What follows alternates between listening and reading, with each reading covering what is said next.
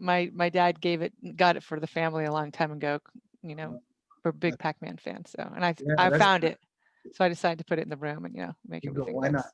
Why not? Hey, everybody, we are live. As always, go ahead and check in the chat. You know how I like that. So let me know where you're from, what's happening. I'm in Stone Ridge, New York, which is not New York City. I don't really like New York City, and I'm happy not to go there anymore, but I wish it was in better shape, to be honest with you. This is Orlando. I'm Kate. We're going to do full introductions in a second. Hi, everybody. Who do we got? Peter, what's up? Hugh, hi. How you doing? Great to see you. LA, that's awesome. And it's crummy here, kind of cold and crummy, but not snowing or raining, which is weird. So it's just very gray. I took an extra dose of vitamin D today. Anybody else? Yeah. Okay. So yeah. Where are you, Orlando? What town are you in? I'm in Toronto. Toronto. Awesome. My neighbors to the north. Bob from Charleston. That's nice. Hey there, Jeff. Welcome back. Katie's in Vancouver. So as ever, you guys. Waving back at you, Katie. Wait, Katie. Yeah. Oh, Sari. Nice. Brooklyn. Excellent. As always, let us know where you guys are. If you want to talk weather, this is where it is not a boring subject. We like to know what's going on. Check in. This is Lately Live. I'm Kately from Lately. Today's edition is special. We're not going to zag in a way that we're not going to be deep and interesting, because we always are, but we're zagging because we're not talking about marketing or sales necessarily. But we are talking about, I think, reinvention in some way. Orlando, that might be a stretch, but I'm going to say like rejuvenation might be a better word. And that idea, that metaphor can apply to all aspects of life, right? Yeah. Oh wait, we lost your sound. Talk again. Testing one. Oh, there you are. Okay, good. I gotcha. Oh, and everyone, by the way, I had to go change my shirt because look at Orlando. He came on looking like this, and I was like, "Sweatshirt ain't gonna cut it." Right. So please welcome Orlando Bowen. I'm going to do a quick intro. Orlando is a multi-award-winning keynote speaker focused on equipping people to get off the sidelines and become difference makers in the lives of those around them. He's worked with corporations, small businesses, nonprofits, and youth leadership organizations. He's founded some as well across the globe. And he specializes in empowering others to overcome adversity. And I don't mean that in a small way. So that's what we're going to do today, is we're going to empower some people. You guys ready? Everybody ready? Yeah? All right. So Orlando, let's first acknowledge where we are in the world. Okay. So this is a weird, I'm a little bit nervous about tomorrow, everybody. Hey Al, how's it going? It's a weird time. I'm so glad you're here. We're sandwiching you between Martin Luther King Day and Inauguration Day, right? And it was an accident, but I feel like the universe has done this actually on purpose for us, right? Yes, agreed. Yeah. You know what? Honored to be here and honored to, just spend some time and in conversation about, whether we're around rejuvenation or reinvention. Really, it's about perspective. Yeah. So, and having having something that's driving you that's bigger than you. So you're honored to be here with you, Kately from Lately, and ready to engage in conversation. Thank you so much. Did you hear what he said, you guys? What's driving you that's bigger than you? That's what we're going to talk about today. And so I think let's get right into it. Orlando has a really incredible story that I asked him to share with us. And so thanks for being willing, because I'm sure it gets old. I don't know if it does. But I really appreciate that you were willing to do that with us today. And I'll turn it over to you, okay? Mm-hmm. So in terms of the journey, it has been a journey. I've always been about community and about serving, and it's something that I learned from my parents and grandparents, right? They always talked about raising the bar and making sure that you also raise the floor. I had a coach that used to phrase it like that also. So it's not just about you being your absolute best, but it's what can you do to help other people be their best. And as you learn and as you grow, how do you level up, not just what you've been able to achieve, but the floor on which others can stand, or perhaps the shoulders on which others can stand, so that they can see their own possibilities. So it's been something that has been embodied by our family. I came to North America as an immigrant when I was 4 years old from a place that's sunny and warm in the Caribbean, Montego Bay, Jamaica, and Beautiful. beautiful place. And I've always felt a sense of both debt and gratitude. Hmm. Uh, Gratitude for the opportunities that exist here. Gratitude for the fact that there are some folks that path or blazed the path and made a way. And gratitude for the fact that regardless of what happens in life, we have choice. And debt in terms of understanding that there are many who along this journey they didn't make it. There are many who would give so much to be in the positions that we're in right now. So with that, that drives why I'm so passionate about the work that I do with corporations, the work that we do at the youth leadership charity that I run, One Voice, One Team, because it's about what we could do with what we have and the understanding and perspective that we have, and then the understanding and perspective that we could give to others by the way that we show up. So in all of that, there were times where I was growing up where, we didn't have much in terms of materialistic things, in terms of food or clothing. Always a lot of love, always a lot of encouragement, but not always a lot of materialistic things. And I dreamt of times where I'd be able to provide. I dreamt of times where I'd be able to go out and do things like I saw families doing on television. And my parents worked really hard. Mom was a full-time student in nursing and was working full-time. My dad had three jobs, um, Wow. 9 to 5, 5:15 to 1 in the morning. That was Monday through Friday. On the weekend, he drove a taxi cab. So I didn't, in my formative years and in like elementary school, I didn't spend a whole lot of time with my parents. And I was growing up in public housing and spent a lot more time with my grandparents who lived in another community public housing project. And they again would pour in and would do things to try to create opportunity and to create perspective, but always looking out for people, Hmm. right? So that was kind of embedded in us by example and through what was spoken. So when I started in high school, played football, basketball, got a football scholarship to Northern Illinois University, home of the Amazing. Huskies. And Woo! I studied hard, graduated twice, had a bachelor's in marketing, master's in IT, started working as an IT Amazing. consultant. And I felt like, you know what, Kate, I made it. I was excited. My family was proud. I was, I felt self-sufficient. And, I was waiting on the check that was going to bring happiness and joy. And, Hmm. a check came and I bought some things. Go ahead, Kate. I want to stop you there because that's a moment there where people I think overlook. They're waiting on the check to bring happiness and Mhm. joy, right? And we all know what that's like, right? So just Mhm. pause and relate. Okay, keep going. Yeah. So what I started seeing though were people, young people, especially in community, that were getting involved in antisocial behaviors, Hmm. let's say, that wasn't allowing them to see their potential.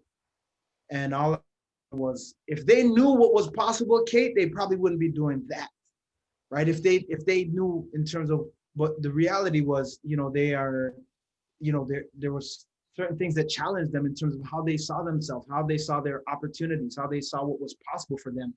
And people, whatever they hold to be true in terms of their perspective, we generally act out of that truth and that Right. understanding.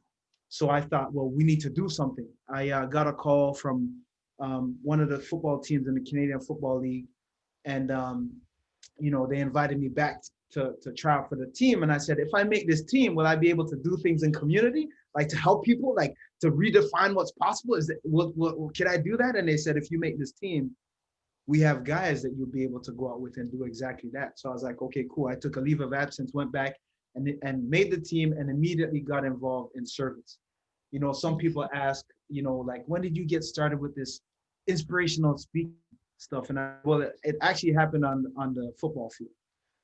Yeah, on the football field, I played linebacker. So, my job was to tackle people, right? So I would, I'd be in my stance, and there's all these pre-snap checks before the ball snap. These things that we look at, we observe down and distance, where we are in the field, what's the score, how much time's left in the quarter. All these things will be processed. Is that guy leaning forward? Is he leaning to the left? That gives indication about what's about to happen. And all of that said, when the ball is snapped, my job is to get to the ball carrier. I would get to the ball carrier, tackle him, slam him down on the ground. And this is where it all began, Kate. While he was on the ground, I would whisper words of inspiration to him. No, you did amazing.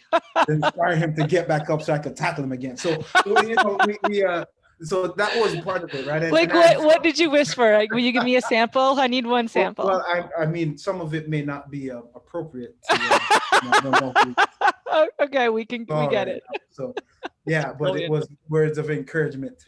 I'm going to use those words of encouragement on my husband later. Do what you have to do. Do what you have to do. Just kidding. Okay.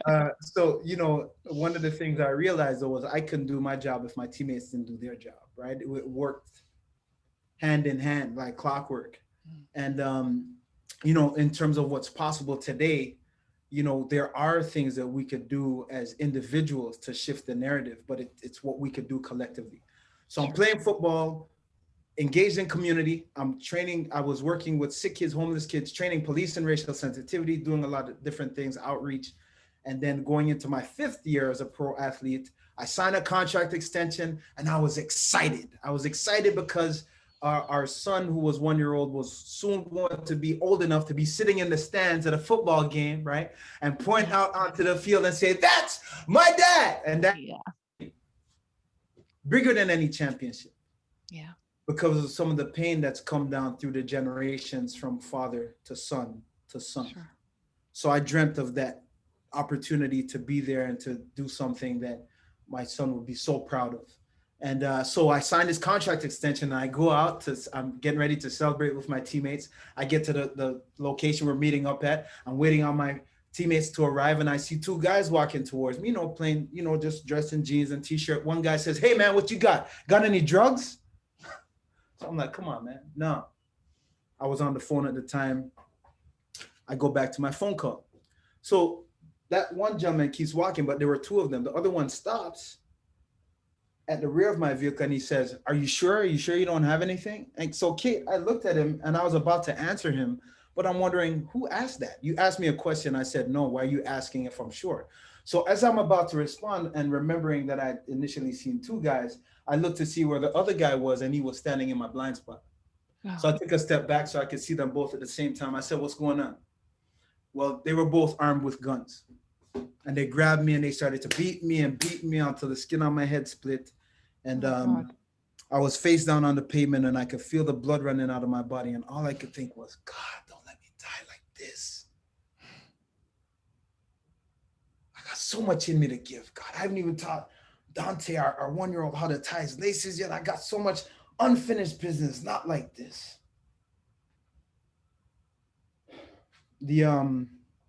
Obviously I survived the assault, but that assault ended my football career. It resulted in a severe concussion where I couldn't play the game again. I couldn't even stand without, you know, supporting myself by leaning on something.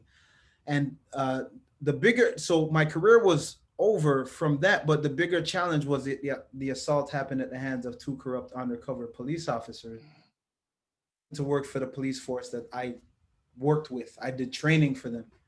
Wait, say that again so everybody can hear that.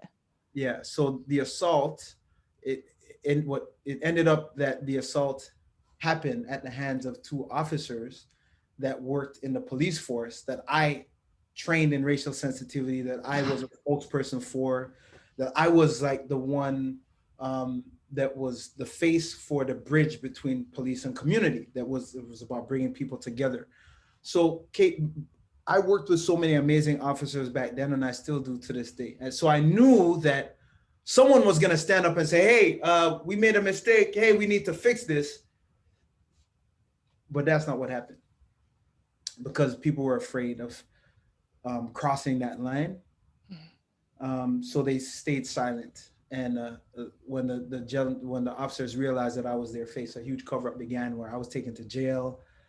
They planted drugs at my car. It was insane. So now, not only am I concussed, I'm facing jail time, and you know, going through this crazy journey where I'm sitting in the courtroom, and while I'm sitting there, An officer comes in, he takes an oath to tell the truth, and he looks, let's say that you're me and the judge is over here, he looks at me, says, Your Honor, he's 6'2", 235 pounds, and he's actually trained to hurt people.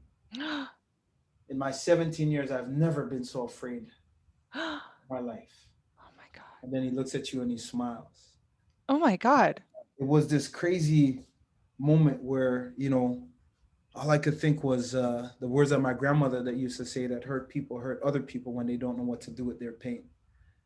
So I started to imagine what kind of pain he must have been through, what kind of hurt he must have experienced to allow him the capacity to do that. And it was Are you in shock at this moment? Like what's yeah, it was very surreal. Um, yeah. and I didn't know what was happening. There was like definitely a level of shock, disappointment, but also like I could go to prison for something that everyone in here knows that I didn't do. And that was crazy to me. And I had known of some things that had happened, and things that we were fighting against in terms of bringing people together, but this was on a whole nother level. So to make a long story short, you know, what some would consider a strange twist of events. We got 3 weeks before we were supposed to get the verdict in terms of uh, not guilty or guilty, and then the sentencing.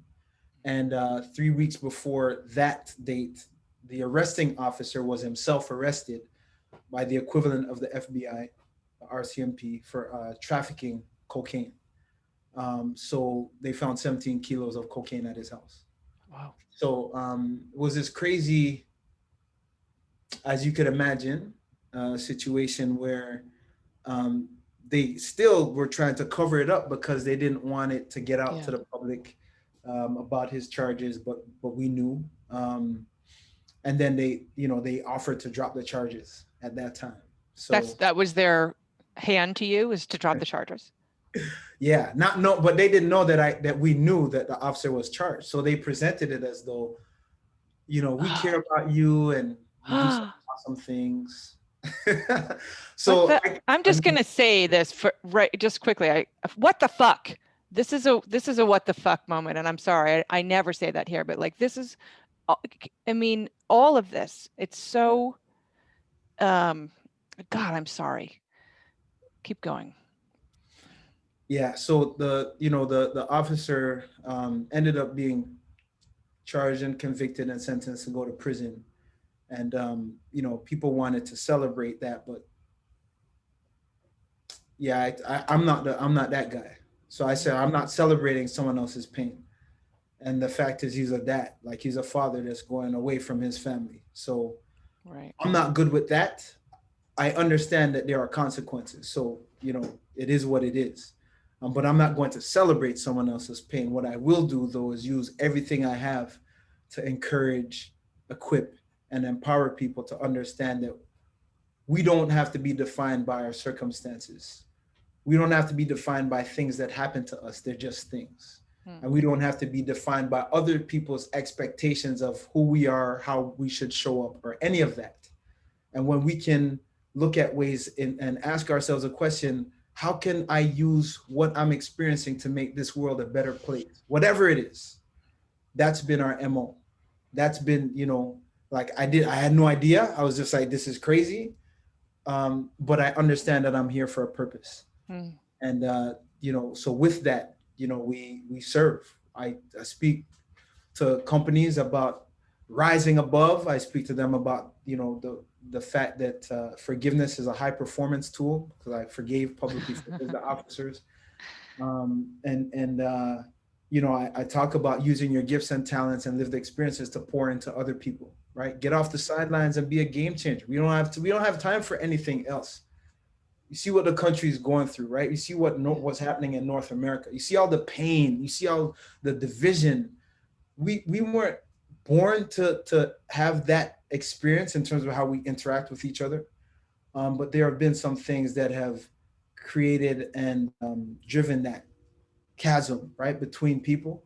And, sometimes it's not easy by any stretch to begin to look for look beyond some of the things that people use to divide us and to see the humanity in each other. So Mm. there's a Swahili word, Ubuntu, which means I am because you are.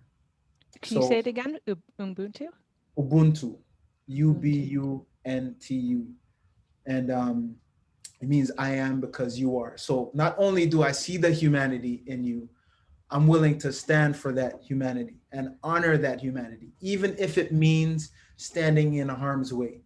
And I remember watching a video recently of an officer that was at the Capitol, and he Uh-huh. was being beaten with the flag. Mm. And he talked about, that the moment where he was just like, he felt like he was going to die there. And he thought about his options, and and use of force was one option. But what he said in the interview that I saw was that he chose to call to the humanity in the people around him. So he started saying, I'm a father, Oh, wow. I'm a dad, I have a family. And he said once he started to say that, there were some people that started to encircle around him and shielded him from others because they connected to that. They may have seen him for something else Yeah. in the moment, but that him saying that allowed them to connect to the humanity in him, and then to protect him from what was happening, potentially protect him from what they were doing to him. Sure. Yeah. I think about the thought of us being able to look beyond all the things that are set out to divide us, and to really search for that humanity, and to be relentless in that search, and then when we see it, to stand for that no matter what. So, um, yes. So two things. I wanted you to tell this story because number one, I wanted people to believe that this stuff happens. I think a lot of us don't believe it happens, not because we're mean people, but because it seems like it's someone else's problem, until you know somebody that it's happening to. So that's one thing I wanted to do. So thank you. And the other thing is, there's a reason why we always ask you guys where you're from, or what the weather's like, and it's basically another way of what Orlando is touching on, which is like finding the common ground in humans, right? All the time. I think about, so my neighbors vote different than me. I love my neighbors, right? My dad votes different than me, and I love my dad, you know. Um, and I'm very frustrated as a human right now because I feel like there's not a lot I can do. Mm-hmm. And my husband put a sticky note downstairs that says, don't feed the fear, is what it says, right? And that's the hardest thing right now, and in life in general, right? Is so like, you could have told this story in a way that would feed the fear, but you didn't. You told it in a way that would feed the love, Yeah, you know? yeah, yeah. And I think, I remember talking to my coach, my coach at the time, who's a great friend of ours, and he was like, you could have chose another path.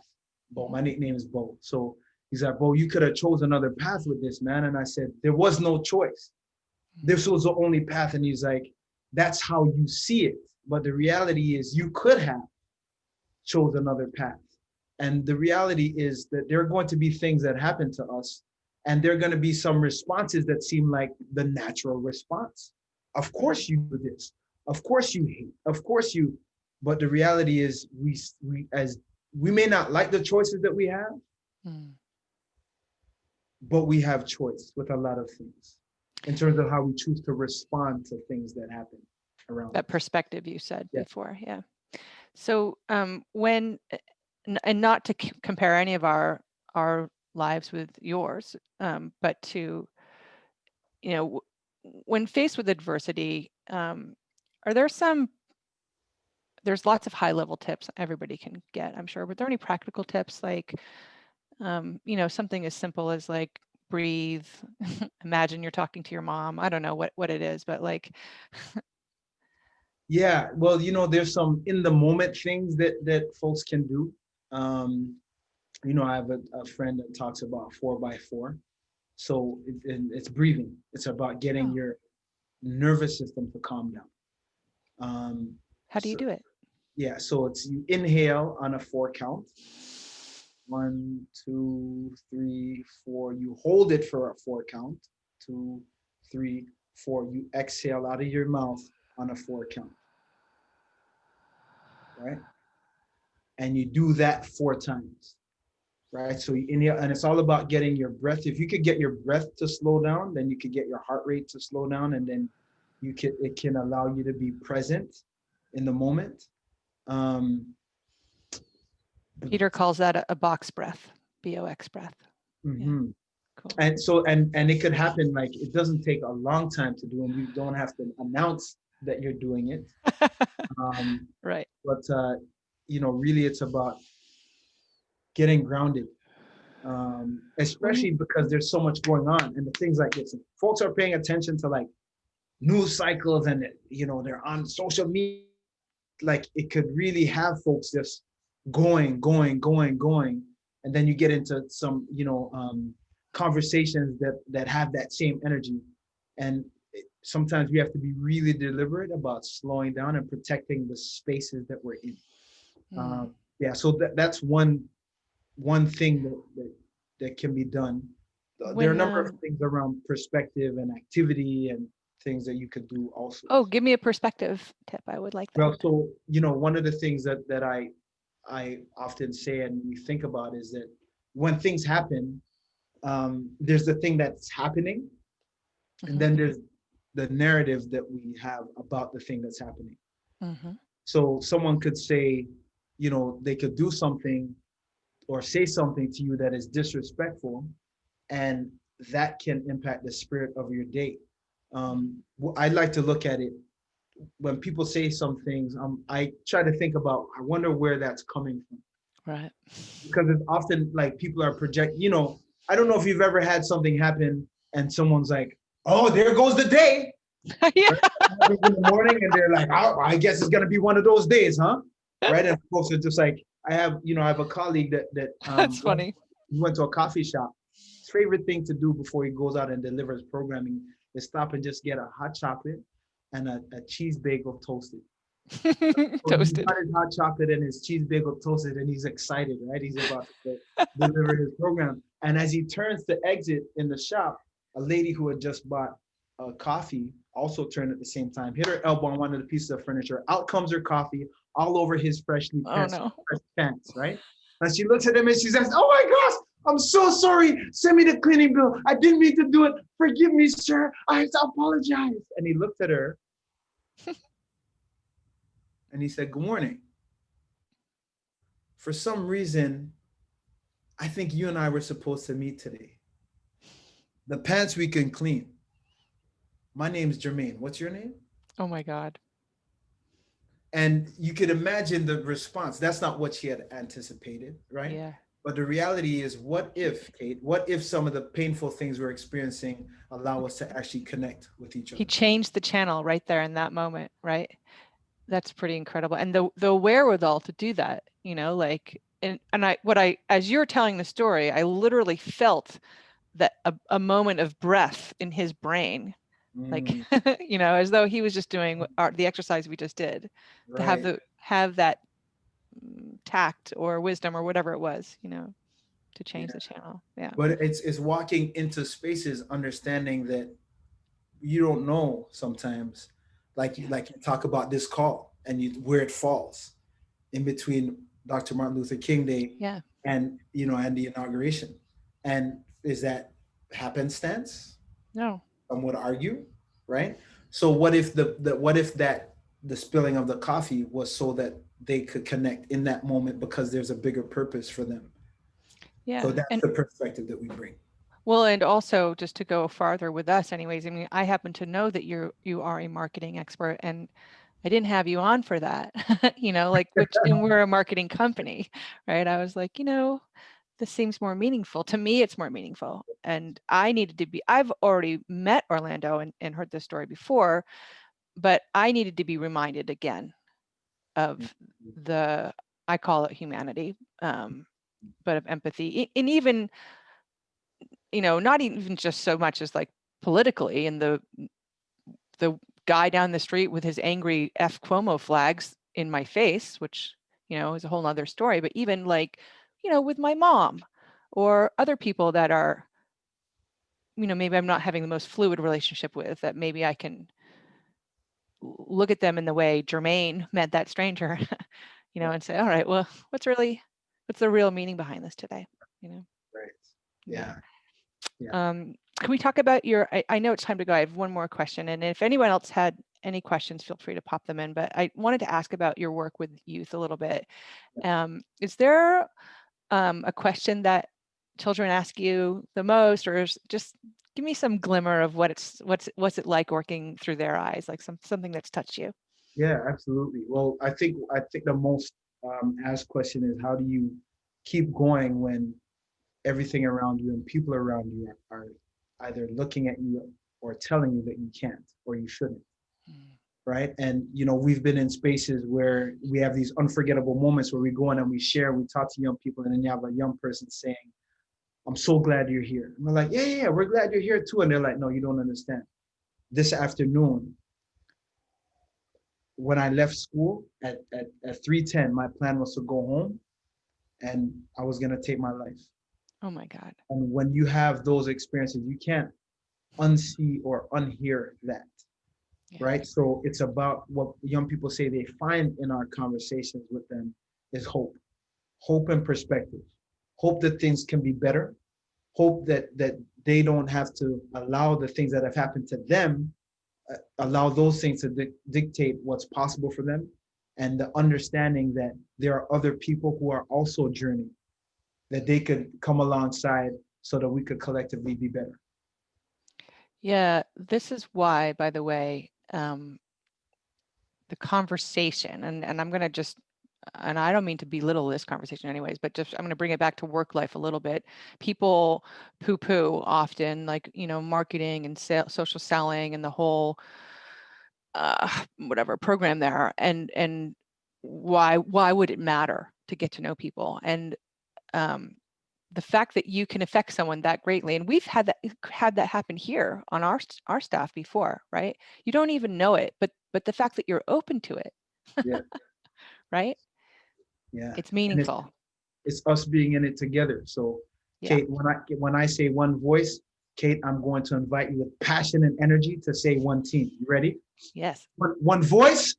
One team. Here you go. One voice. One team. That's what's up. That's what it takes. That's why we're here. I All appreciate right. I love you. I'm so glad that we got to talk again, and thanks for being willing to talk to all of the peeps here as well. So, it. yeah, Yeah. blessings and joy to you. Okay. Blessings to you as well. Chris All said right, it guys. sounds like a linebacker. You believe that? Much. All right. All right, guys. Till next time. Thank you so much, everybody. Bye-bye.